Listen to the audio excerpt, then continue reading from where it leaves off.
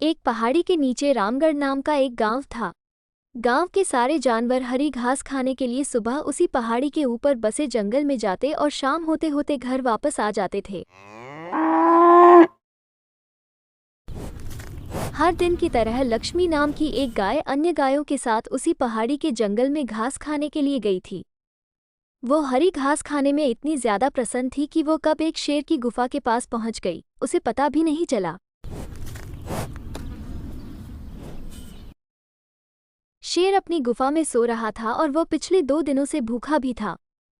जैसे ही लक्ष्मी शेर की गुफा के पास पहुंची, गाय की खुशबू से शेर की नींद खुल गई। वो शेर धीरे धीरे गुफा से बाहर आया और गुफा के बाहर गाय देखकर खुश हो गया। शेर ने मन ही मन सोचा कि आज उसकी 2 दिनों की भूख मिट जाएगी। वो इस तंदुरुस्त गाय का ताज़ा मांस खाएगा और यह सोचकर उसने एक तेज दहाड़ लगाई। लक्ष्मी शेर की दहाड़ सुनकर डर जाती है। जब वह अपने आसपास देखती है तो वहां दूर दूर तक उसको कोई भी दूसरी गाय नहीं दिखी। जब वह हिम्मत करके पीछे मुड़ी तो उसे सामने शेर खड़ा हुआ दिखाई दिया। उस शेर ने लक्ष्मी को देखकर फिर से दहाड़ लगाई है और लक्ष्मी से कहा, मुझे 2 दिनों से कोई शिकार नहीं मिल रहा था, मैं भूखा था। शायद इसलिए भगवान ने मेरा पेट भरने के लिए तुझे मेरे यहाँ पर भेजा है। आज मैं तुझे खाकर अपनी भूख मिटा लूंगा। शेर की बात सुनकर लक्ष्मी डर जाती है। वो रोते हुए शेर से कहती है, मुझे जाने दो, मुझे मत खाओ। मेरा एक छोटा बच्चा है जो अभी सिर्फ मेरा ही दूध पीता है और उसे घास खाना अभी तक नहीं आया है। लक्ष्मी की बात सुनकर शेर हंसते हुए कहता है, तो क्या मैं अपने हाथ में आए शिकार को ऐसे ही जाने दूं? मैं तो आज तुझे खाकर अपनी 2 दिनों की भूख मिटाऊंगा। शेर के ऐसा कहने पर लक्ष्मी उसके सामने रोने लगी और विनती करते हुए कहती है कि आज मुझे जाने दो।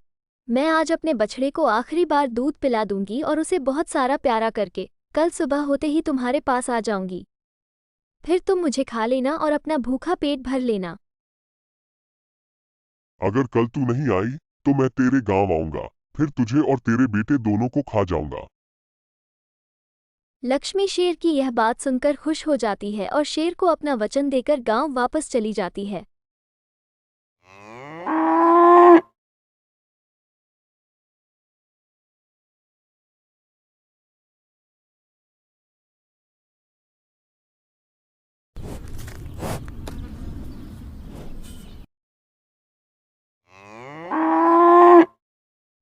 वहां से वह सीधे अपने बछड़े के पास जाती है, उसे दूध पिलाती है और बहुत सारा प्यार करती है।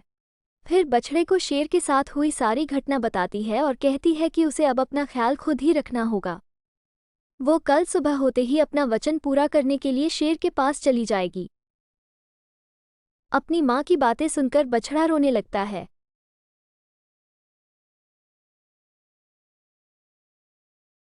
दूसरे दिन सुबह होते ही लक्ष्मी जंगल की तरफ निकल जाती है।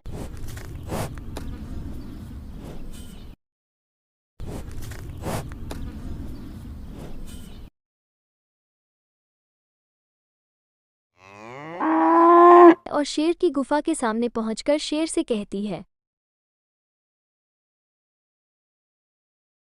अपने वचन के अनुसार मैं तुम्हारे पास आ गई हूँ। अब तुम मुझे खा सकती हो।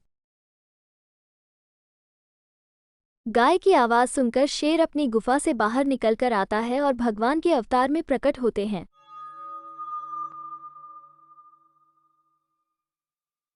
वो लक्ष्मी से कहते हैं,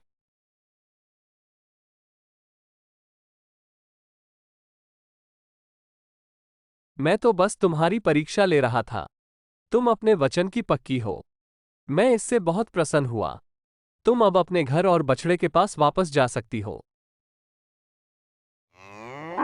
इसके बाद वे उस गाय को गौ माता होने का वरदान भी देते हैं और उसी दिन के बाद से सभी गायों को गौ माता कहना शुरू कर देते हैं।